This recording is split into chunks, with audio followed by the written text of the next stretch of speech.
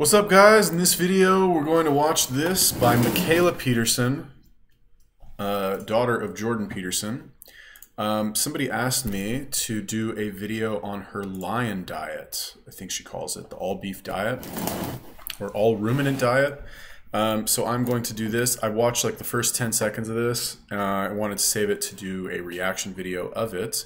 As you know, I am a major proponent of recommending people eat meat and eggs as the bulk of their calories.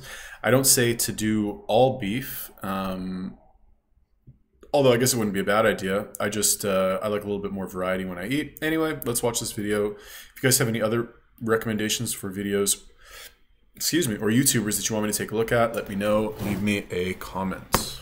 Video, so excuse me if it's slow and unedited because I'm not going to edit it. Yep. Anyway, if you don't know me, you may have heard of my dad, Jordan Peterson. If you don't know him, that's cool too. A bit of a background. Well, actually, I'm going to post the Joe Rogan right here. That goes into like an over-detailed explanation of what happened to me in the last 25 years, but you know, it takes about 20 minutes to get through. So that would be the best way to do it. I'll give a really quick overview here. I was basically sick, very sick since I was born. I was born through a C-section. I got a strep infection before the age of 1.5. I was put on antibiotics. I got thrush really badly after that. When I started walking, I was limping like when I started walking. So I had arthritic symptoms literally at like 16 months. I was diagnosed with juvenile rheumatoid arthritis at age 7, put on naproxen, Enbrel, methotrexate, immune suppressants, got cortisone injections. I was basically in a wheelchair in grade 2. The Enbrel and methotrexate helped, and the cortisone injections helped, and I was able to have, like, honestly, had a pretty good time as a kid. I was diagnosed with chronic depression. When I was in grade 5, I was put on antidepressants, just tapered up and tapered up and tapered up till I was 23. When I was 14, I started getting itchy, really itchy, like mosquito bites all over my legs, but nothing visible itchy, and I got really tired, but I thought it was a teenage thing. When I was 17, I got my hip and ankle replaced from the arthritis, even though I was on medication. My joints still disintegrated. I was on OxyContin for a year. When I went to university, I gained 35 pounds, and my mental health plummeted, and I went crazier than I already was, and it was awful. So I was having hypomanic episodes, and I was chronically fatigued. Eventually, I was put on Adderall. So then I was amphetamine up, which was amazing compared to being chronically fatigued. But like, I used to set an alarm for 7 in the morning, groggily wake up, I'd have the Adderall beside my bed, pop an Adderall, go back to sleep, and then I'd wake up 40 minutes later when it was like in me, and just like spring out of bed, do some exercise, and then at this point, I'd gone back to university because I was like, I'm going to die from my health problems. No one seems to be helping, so I guess I'll figure it out myself. So I went back to university. At the same time, I started having really horrible skin problems. So not only was I chronically fatigued, miserably itchy, miserable, having hypomania occasionally. What else was wrong? And I had this hip and ankle replacement. But then it hit my skin, so then people could tell I was sick on the outside, which that was like enough. I'd had enough. So. All right. Kind of hard to talk about Mikhaila Peterson without talking about Jordan Peterson, you know. I feel like being in her situation, I don't really know anything about her. I just know that, like, so I've listened to his book like a million times, and I've listened to a million of his lectures. Like, I'm a huge Jordan Peterson fan. Huge. I just got to get this out of the way. Like, I'm sorry. I'm going to make this video about her, but huge Jordan Peterson fan. I fucking love Jordan Peterson. Like, that man... I listen. Okay, so I wake up in the morning. I swear to God, on my life, right? I wake up in the morning. I put on a Jordan Peterson lecture, and I clean my room. Swear to God, that's what I do. And I only started doing this like 2 weeks ago because my room was a mess. I was kind of depressed, and I was like, I think I mentioned this in another video, but I was like, all right, what can I do to fucking get my shit together? And I looked up. Because I remember hearing when I was in the army in Israel, I went to get a massage because I had, like, you know, when you're in the army, you carry really heavy packs for a long time, and I was feeling a lot of tension in my back. So I went to this massage therapist in one of the malls out there, and I think it was Dizengoff, right? Dizengoff Center. There was a massage therapist who would give me a really good deal on massages because I was a soldier, and over there, soldiers get, you know, in any country, soldiers will get like a little bit of preferential treatment for as like a repayment for their service. Just kind of like a good thing to do socially. And you know, I was a lone soldier also, which means that I had come from a foreign country specifically to serve in the military, which is people would like, you know how it is kind of in the United States, or how it was, I guess, a couple of years ago, where like you see a soldier and you're like, thank you for your service, you know? It's kind of cringe, actually. And people who are ex-military or active military, they're like, thank you for your, like, motherfucker, I'm not doing this shit for you. What do you mean, thank you for your service? But I get it. It comes from a good place. It's like you want to let them know that they're appreciated. But over there, that's kind of how it is for lone soldiers. Anyway, it's not important. When I was in, when I would go to him for a massage, I remember one time I went and, you know, I'm in like the massage, or he lets me in the massage room. He's like, you know, take off your shirt, whatever, like lie down on the table. So I took off the top part of my uniform, like stripped down my underwear, and I threw my shit on the floor, right? It's just a reflex to like throw my shit on the floor. And he comes in the room and he's like, why is your shit on the floor? Like, you know, put it on, you know, fold it, put it over here. And I was like, oh, I'm so sorry. And he's like, listen, what you have on the outside is what you have on the inside. It sounds better in Hebrew. It doesn't really make sense in English, but he's like, what you have, or what exists on the outside will exist on the inside. So you always have to make sure that your outside environment is clean. So anyway, I looked this up on YouTube, right? I was like, all right, well, maybe there's some actual like proven psychological benefit for cleaning your room.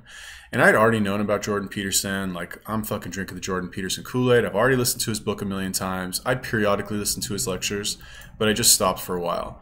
So anyway, I found a clip of him talking about cleaning your room and how if you're miserable, you should clean your room because you might just be such a miserable person that like the only thing that you can do to actually like positively affect your environment might just be picking your shit off the floor and putting it on your fucking desk or where it's supposed to be, or throwing out, you know, this garbage that's been like sitting next to your bed for 2 months or something like that. So I did it and I cleaned it up, and I'm listening to his lectures, right? And now I do it every single morning. It's like part of my routine. My room is so much cleaner and I love life and everything's amazing.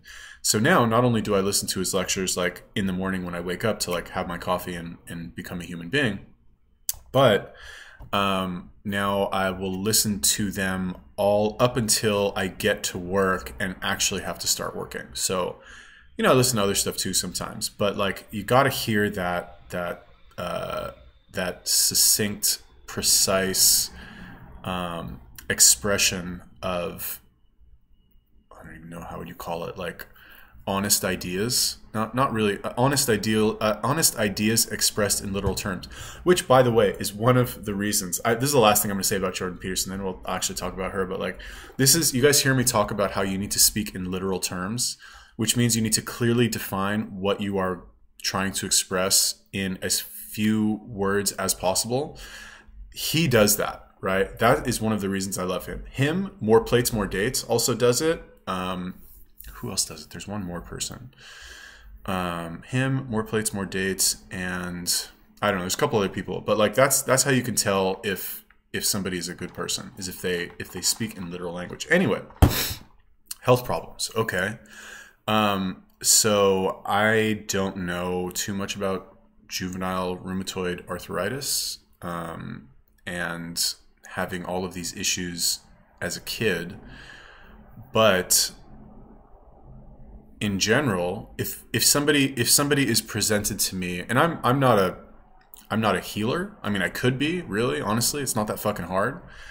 But if somebody presents to me, right, in a, you know, they have a health issue, that's going to be the first thing I ask. Like, what are you eating? Like, what does your diet consist of? Are you eating garbage? Like, and if you look at Jordan Peterson also, pre 2015, he was looking like a little chubby. He did not look like a healthy dude. Now, if you look at him, you know, whatever, he had the little drug issue, fine. But like, if you look at him 2016 to 2017, 2018, when he started doing her diet, the dude looks like lean and fit and healthy. Looks like, you know, lithe.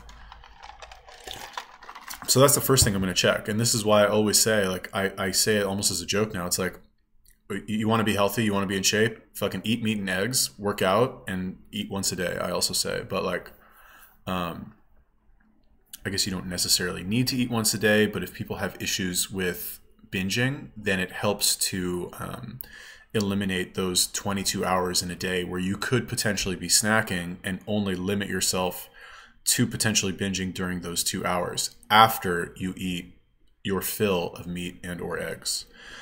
So yeah, and obviously like this, she's 25 or something right now.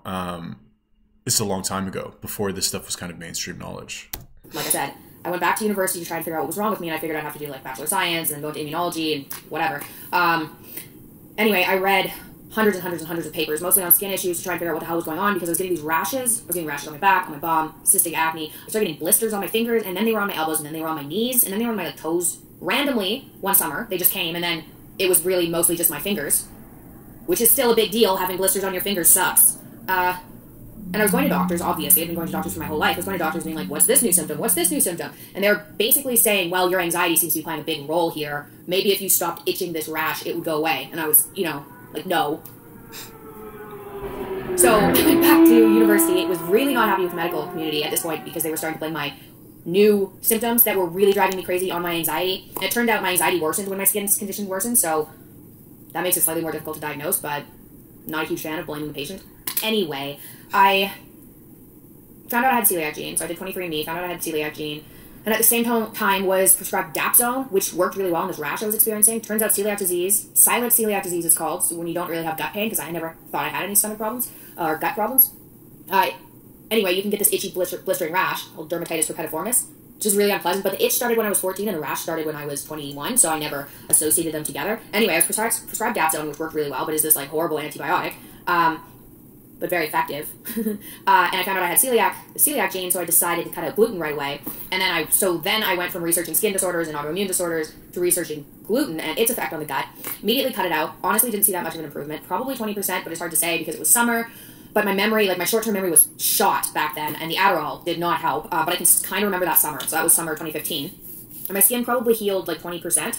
But man, you should have seen like, wow, I'll show you right here. December 2014, I went away for Christmas, and I got these like sores on my face, and they didn't heal. So I went to see a doctor and was like, fix me. And they said, I don't know. And so I went back home and was like, okay, well, we're just going to hope that these sores heal, I guess. And my parents, so we kind of just like waited. It was like 3 weeks of being like, no, they're not healing yet. Like, is Mikhaila going to have open sores on her face forever?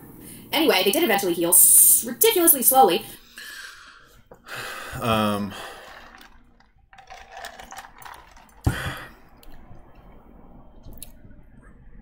Likes to ramble a bit. Maybe it's hereditary. Okay, regarding the skin issues. So I used to have really bad skin issues as well. Fun fact, I haven't really talked about that on this channel, but I used to have, and I just kind of remembered it when she was talking about it. I never had it diagnosed.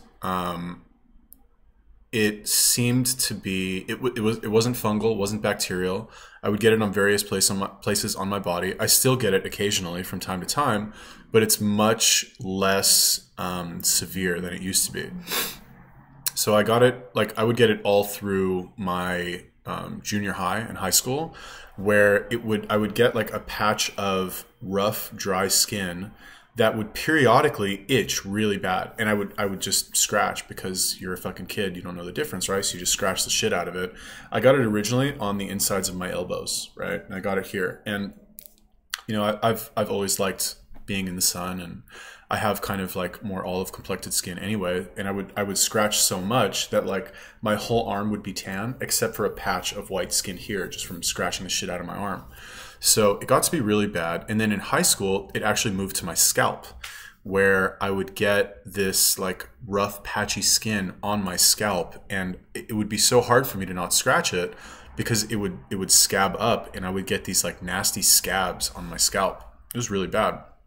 And I didn't know what it was. Nobody in my family knew what it was. It didn't sound like it was as bad. You know, I didn't have anything close to her health problems, but like, I wasn't really healthy. I didn't start working out until I started working out at 13 in gyms, right? Maybe 14. And I don't remember if it started to go away when I started working out. But one thing that I do remember, interestingly, is that when I played football in high school, because I thought it would be really bad, right, playing football, because in football you have to wear a fucking football helmet, and if you have itchy scabs on your head, you don't want to wear a fucking football helmet 4 days a week or 5 days a week for 3 hours a day. It's not like, you know, you could see how that would potentially make things worse. But one thing that I noticed, interestingly, is that when I played football, that they went away. So I didn't really put two and two together at the time, and the itchy skin thing kind of stopped being an issue until I started working in kiosks again, maybe 10-ish years ago. And kiosk work is very stressful. You are hyperstimulated constantly. You are always, it is a very engaging job because you're always alert. You're always either looking for a new customer. If you have a customer, you are watching their reaction to everything you say. You are engaged in the actual demonstration that you're doing. You're paying attention to all their little like micro expressions. And not only that, most of the time, at least for me, you are overly like physically stimulated on caffeine. So the rash came back, right? And I would get it like, you know, on my hands, which was really weird. I got it like all over my hands, all over my fingers, all over the backs of my hands. And then the worst part was when I started getting it on my face. And like I remember it would be so bad that I would get it all over my mouth and my lips.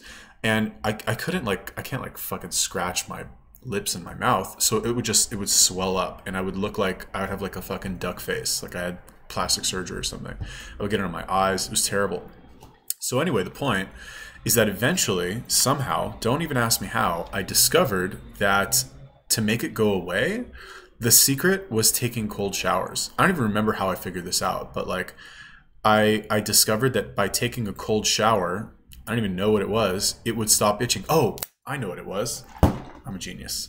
So anyway, when I was working in Australia 2017, I started to get it again, right? It's like, it's kind of uncanny how when I would, because I would work at a kiosk and then I would take time off. And as soon as I would go back, I would get the rash back in like a day or two. And the whole time that I wasn't working, it wouldn't be there. And then I would go back and it would appear magically.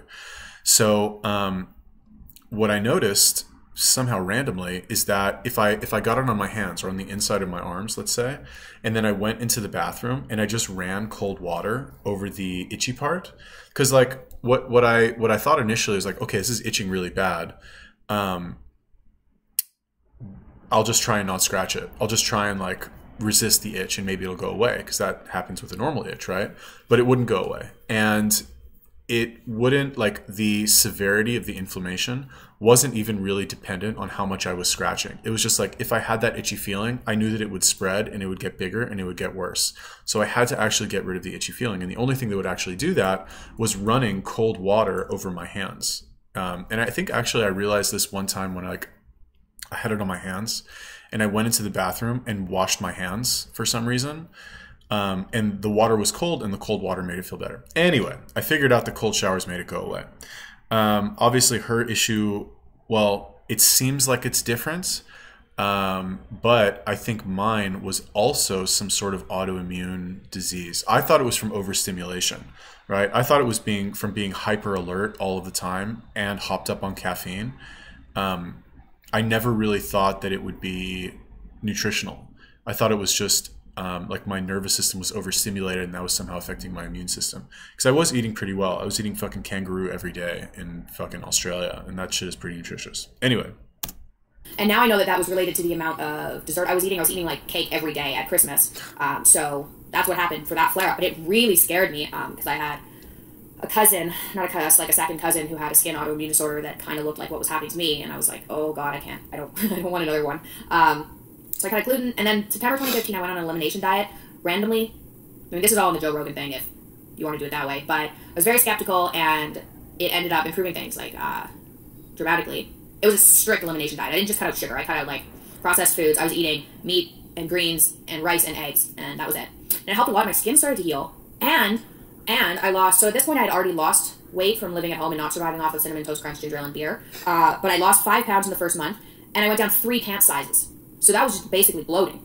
So I was like pretty impressed at the end of the month because I suddenly like had a flatter stomach, which was very encouraging. Anyway, at this point, I wasn't taking my Enbrel or methotrexate anymore because I was trying to monitor my joint flare-ups. After I got rid of the gluten, I was still taking Adderall, 40 milligrams in the morning, Gravol to sleep, an antibiotic, nope, maybe sometimes. I was always on some sort of antibiotic. My antidepressants, because I thought I'm never getting off those, and like no one's gonna make me get off those because I will be crazy if I get off those. Birth control, you know, over-the-counter medication. I was taking puffers and things for like environmental allergies. So that was fall 2015. Then my symptoms started to go away. I tried to reintroduce some things. They didn't go well. Like almonds went badly, and I ended up with this full body itch where literally I was so itchy that I would scratch my legs in my sleep and end up with bloody legs in my sleep. So then I started wearing fake nails so that when I scratched myself in my sleep, I wouldn't make my legs bleed. How insane is that? So the itch got worse with the almond reintroduction. Anyway, I stuck with this really strict diet for a month, and my depression started to lift. And I thought that my depression was a chemical imbalance and was genetic because my dad has it, my grandpa has it, and that was just what I was stuck with. And it started to lift, and I tapered down my antidepressants in November 2015, and I had never been able to do that before, especially not in the winter, because it always got worse in the winter. I thought it was lack of sun. Now I think it was because maybe I ate more dessert in the winter. I don't know. But I tapered them down, I got off of them, and I felt like I'd never felt in my entire life. My fatigue started going away, so I tapered down the Adderall, and then I tried the food reintroductions, because I'd been still reintroducing at that point. I'd just taken a break then.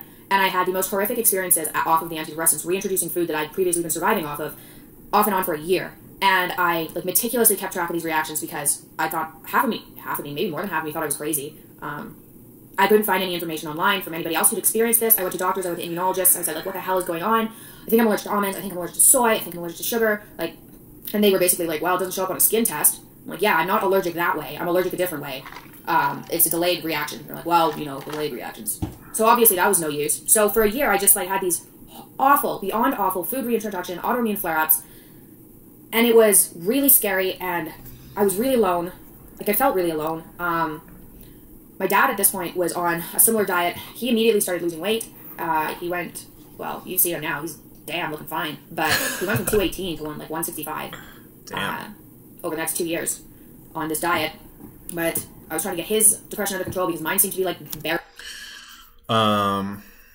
Yeah, you know, like I said, like if you let me restate this in a very summarized, succinct fashion. I know she's telling a story, fine, but like if it is impossible to not be depressed if you are eating Cinnamon Toast Crunch and ginger ale and beer, and that is the food that you are eating. It is impossible to not fucking hate your life, really. Like, I don't know. It's hard enough to be happy and have a good life when you're doing everything right, really. It's hard enough to do it when everything is going well. Imagine how much harder it's going to be when you're eating fake processed food full of sugar. Like, I don't understand how people haven't figured this out just by the same process that she seems to figure it out, which is the process of elimination. It's like you feel like garbage, you have all these fucking problems in your life, and you're eating this food that is barely even considered food. Like, I say this all the time. When you go to the grocery store, you shouldn't be eating 99% of the food in the fucking grocery store. You should not. It's not like, it should not be consumed. It should not be consumed.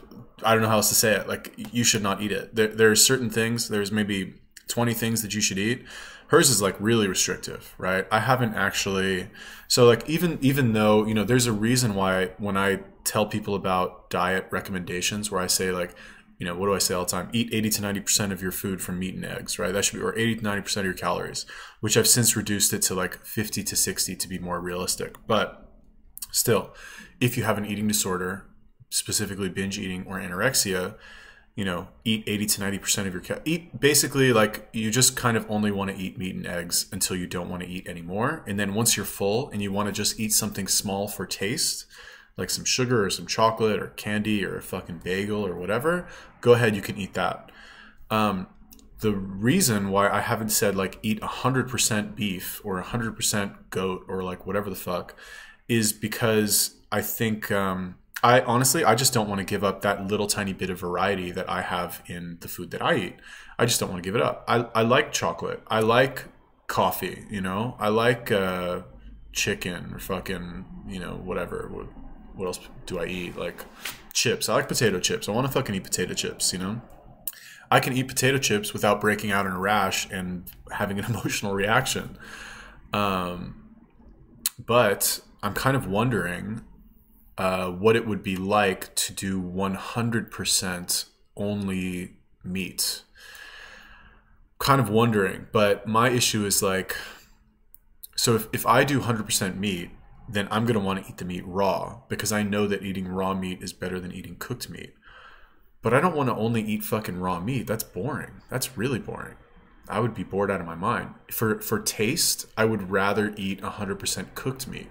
When I say raw meat tastes fine and it's good and blah, blah, blah, and you can eat it, it's not going to gross you out. Like, yeah, but I don't only want to eat that, you know. It's good to eat for the bulk of your calories, but guess what? I still want to eat some fucking potato chips, you know. I still want to maybe have some chocolate at the end of the night. You know, that's just how I want to do it, you know. I don't want to not eat those things. Yeah, I'll eat the bulk of like the nutrition I'm supposed to have from raw meat. But I wonder if maybe I could make some sort of compromise where like I only eat meat, but it's actually cooked meat, which might somehow taste like satisfy my desire to eat something that tastes a little bit more, I don't want to say tastes better, but taste is a little bit more palatable for the long term. Yeah. I'm not really sure, but anyway, going from, what did you say? Going from 216 to 165. He looks like he's reasonably tall. I think was Jordan Peterson like 5'9", average height maybe. He looks actually a little bit taller than that, but I can't imagine that he's like 6 feet tall and 165.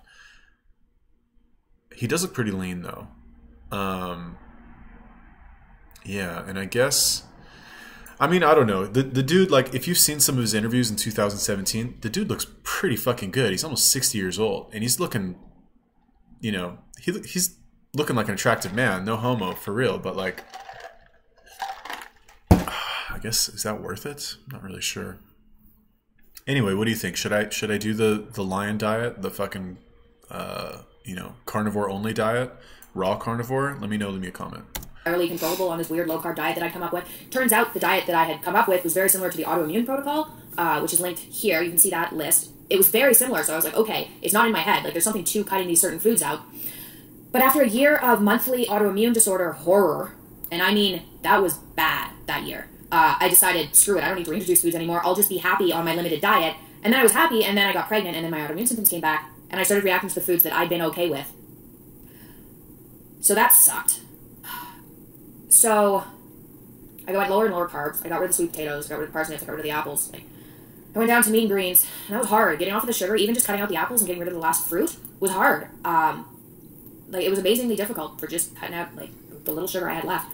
And that helped, but I was still having these autoimmune symptoms. And I was like, maybe it's the pregnancy. Except that I was itchy, right, and arthritic. But you can get joint pain during pregnancy. Supposedly, you can get itching. I mean, every symptom is normal during pregnancy. So I just prayed it would go away. And then I had my baby, and that went really well. I had her at home because I was so disillusioned with doctors and hospitals. And that went, man, like, I kicked ass, really. It was amazing. I can get into that later. Anyway, things didn't get better, like, after she was born. I was a little bit less emotional, but I was still itchy, I was still arthritic, my skin was randomly breaking out, and I still had this weird doomy feeling, impending, horrible doom, cloud of doom. I was like, what the hell is going on? I'm literally eating. At this point, I was literally eating salt and pepper, apple cider vinegar, all organic, apple cider vinegar, olive oil, and lettuce, and salmon and chicken and beef. That was my diet. And I was like, if this isn't solving my depression episodes, maybe it's just back. And then in December, I got rid of everything except for the meat. And then late December, early January, I got rid of the chicken and fish. So I've been eating only beef since January 2018. And only meat since December 2017. So it's almost been a year. And transitioning over to just beef was also terrifying. My digestion, which had normalized on the low carb, just got screwed up in a scary way. I started getting bloated. I started getting dizzy after I ate. I started getting this weird drunk feeling after I ate. And I wasn't even eating carbs. I was just eating meat. But I was like, I have no other options here. So I stuck with it. And about the 6-week period, things got easier. Well, about a week in, actually, I got less itchy and my joints stopped hurting. And I was like, okay. But my digestion was so messed up that I reintroduced salad. And then I woke up the next morning and I was teary and I was itchy and arthritic. I was like, fuck it, I'm going to try doing this for... Just try doing it. What have I got to lose? So at around the 6-week point, my depression seemed to lift a little bit. But I never got to how good I was feeling when I first went low carb. And then at the 5-month period, my positive emotions started coming back. And then I was as good as I was low carb before the pregnancy. So since then, things have been amazing, really. I have no symptoms. I'm still as sensitive as I was. I can't ingest anything other than beef or I have an autoimmune disease. So I'm still not sure what the underlying cause is of that. I've looked into things. Like, I keep getting people who are like, well, maybe you have a vitamin deficiency. Like, Oh, thank God you came around and told me my, vitamin D was low, and that's been my problem.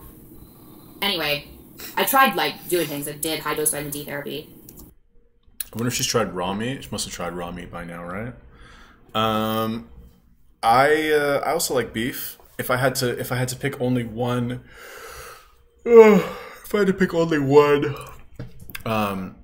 form of meat to eat for my diet, I would pick beef.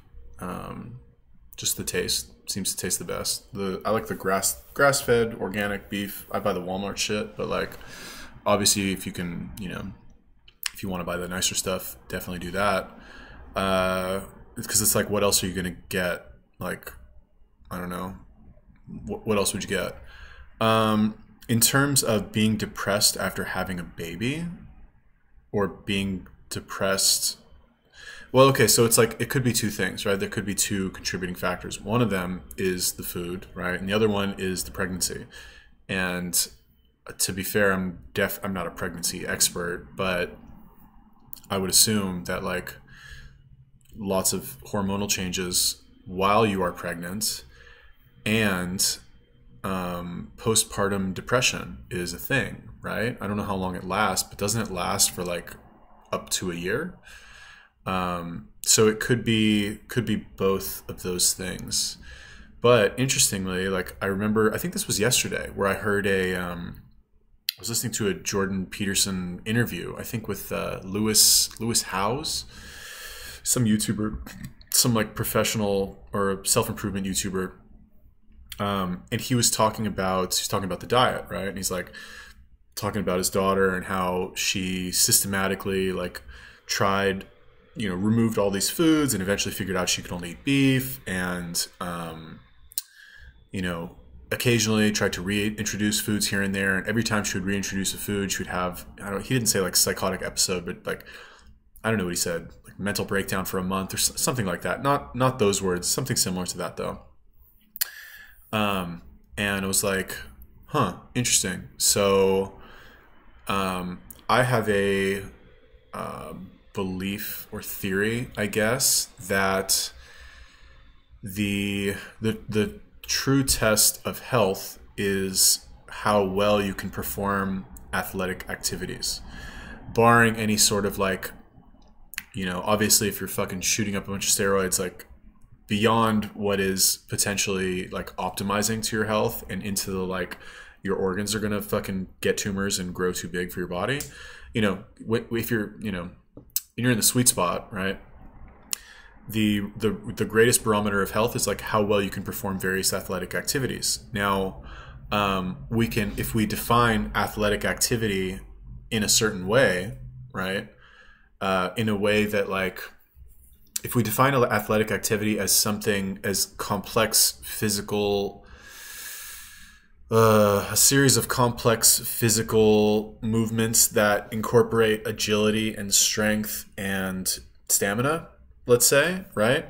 We can scale the word complex up or down depending on the fitness of the athlete, right? So if we scale it down a lot for somebody who is ill, right, then we also, and the reason that I determine, the reason I've chosen that as what is healthy is because the way that I've chosen the foods that I eat is because the way that I determine if a food is good or not is how much it enables me to perform that athletic activity, right? So for example, if I eat fucking pizza and pasta and I try to work out the next day, I'm probably going to have a worse workout than if I eat oatmeal and eggs, for example. So then for me, if I were to rank those two things, oatmeal and eggs would be a healthier food than pizza and pasta, right? And when you build this hierarchy of foods that are the best foods that will facilitate complex athletic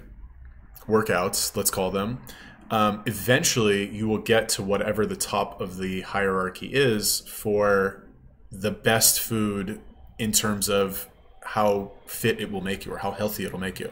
I don't know if that made any sense. But anyway, if I look at somebody like this who has, for whatever reason, shitty immune system, right? How much of that was from a poor diet as a kid because of apparently the poor diet of her parents, and how much of that is like actual just genetic, and how much of that is like modern medicine's reaction to poor genetics and a poor diet in the form of like bombing your fucking system with antibiotics and drugs and fucking antidepressants by 5th grade. That's, I don't know. When you're like still developing as a human being, it's not a good idea. I get it. It's like an extreme circumstance. You got to do something because your kid's in fucking pain. But to deny that those could potentially have like long-term effects on your health, you can't really, I mean, I guess you could make that argument that you can 100% fully recover and be normal, but I don't think so. I think you would have lasting effects. Anyway, when I hear her talk about that, what is she saying? Basically, like, she eliminated everything. Beef is the best food. That's the only thing you should eat if you are compromised. And if that's the best thing that you should eat when you are compromised, you could make the argument that that's also the best thing that you could eat when you are optimized, because it's providing you everything that you need. Yeah, maybe you can make some slight adjustments here and there and introduce something else that would allow for like an additional boost in performance in the short term. But long term, as like a stable like baseline food to eat, to exist on, seems like she's saying like beef is the best. Or I don't know. I know her line thing is like other ruminants, so maybe she'll get to that later. But anyway, I just think it's interesting because the reason I'm even mentioning all of this is because I do not have a weak immune system. My immune system is pretty fucking good. I'm a pretty healthy person in general. So I have not had to resort to elimination diets on this level.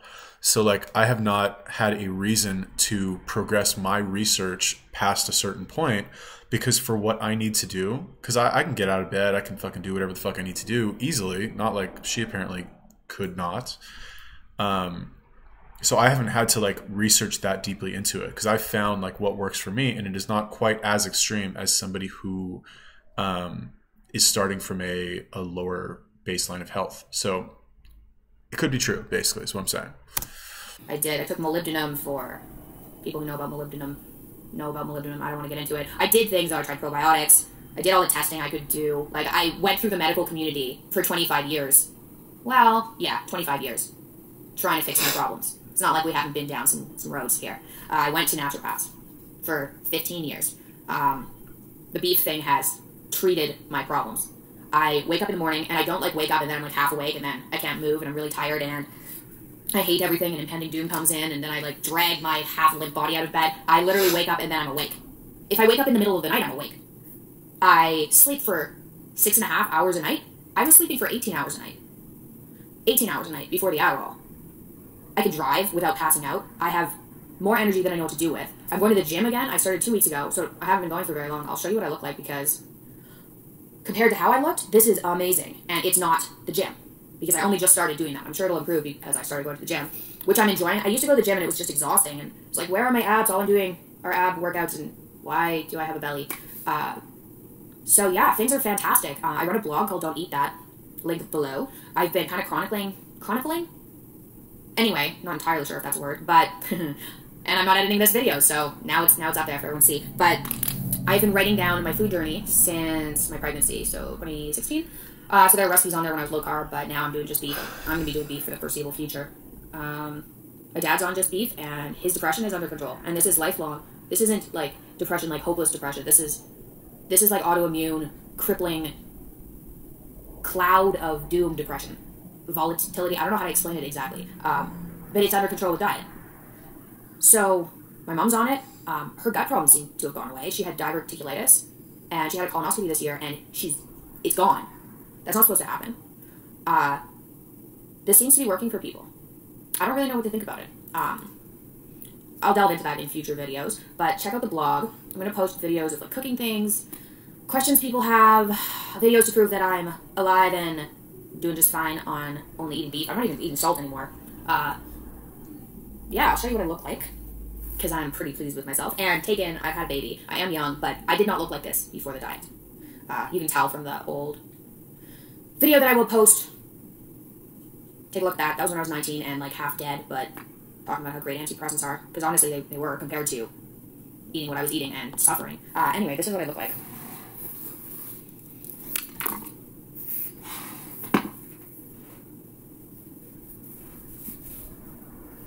So this is no tensing.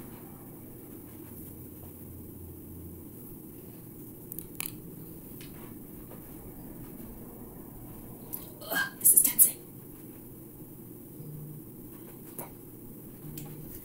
Tensing. Like, it's amazing. It's amazing. And it'd be dramatically better if I was actually, I started exercising now that I have energy. I wasn't exercising before because my ankle. Damn, she looks pretty good, not gonna lie. Looking pretty good. Anyway, I feel kind of bad. Normally, like, you know me, I had no problem objectifying women, especially other YouTubers, but it's Jordan Peterson's daughter. I feel kind of bad doing it, I don't want to disrespect the man. Anyway, she looks great. Shit, man. And that's just from eating beef. You're not even fucking working out. Give me really? And you've been sick your whole life? It's not like she was an athlete in high school or anything. You know what I mean? It's not like she was like playing soccer and has residual, body changes to her fucking high school athletic career. Like, she was in a fucking wheelchair and had her hip replaced and her ankle replaced and was not athletic in any way. And she's got kind of like mild ab definition. I might have to try this fucking diet, man.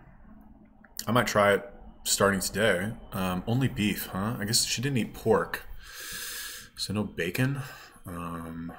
Interesting. I guess I could give that up. Would I give that up for abs? I mean, like an improvement in abs? Maybe. Let's see. What else was I going to say here? Yeah, man, looking pretty good. Let's think. Her mom is on it. Her dad's on it. What did she say here? She said something here that I wanted to fucking say something about. I've been doing just fine on only eating beef. I'm not even eating salt anymore. Yeah, I'll show you what I look like. I'll delve into that in future videos, but check out the blog. I'm gonna post. So my mom's on it. Her gut problems seem to have gone away. All right, whatever. Anyway, interesting. Okay, so if I wanted to be humble, I would say that here's the thing about being in the fitness community, right? You always think you know better than everybody else. Whatever the fuck you're doing, you always think you know better, really. You pay lip service to other people. They say, oh yeah, he's got a great body. They look amazing. What they're doing is clearly working for them. And it's kind of like you're preparing to shit on them by saying that, right? Greg Doucette does this a lot. He's like, oh, this person looks amazing. They've got the best body in the world. But why are you a fucking liar and you're cheating and blah, blah, blah. Like, all right, fine, we get it. But, and that's kind of how it is in the fitness industry. It's like, you always think you know the best. You always think your way is the best. Whatever your fucking beliefs are, you're always like, this is the best. I know the best. I'm a genius. Everyone else is fucking stupid. You got to do what I say to do. I feel that way too, really. In this video, particularly, when you start at a deficit, when you start with a disadvantage or a disability, you have to, or a handicap, let's say, you have to work harder to get to a high level. And that extra work that you have to do implies a stronger grasp of like a greater conscious understanding of what is actually involved in achieving the result that you've gotten. For example, you hear this a lot in the pickup community, right? Where like a lot of like the top guys in the pickup community all started out as fucking kissless virgins who had shit social skills and managed to overcome all of that to get to an extremely high level. And compared to guys who were just naturally good with girls or genetically gifted or just, whatever. Like I say genetically gifted in that like they always just had girls around. they can, you know, they can do better than guys like that because they understand the entire process of, let's call it like seduction, of like hitting on girls and getting them to bed or whatever, because they had to start from nothing. They had to learn everything in a conscious way that was, you know, I'm assuming very painful. Like you got to eat a lot of shit to get to be very good in social situations as a complete nerd. It's gonna be very stressful. So for something like this, where you're starting out as the equivalent of that, but from a health standpoint, it seems like in order to, you know, it's basically what I'm trying to say is like it's hard to write this off as genetics. You know what I mean?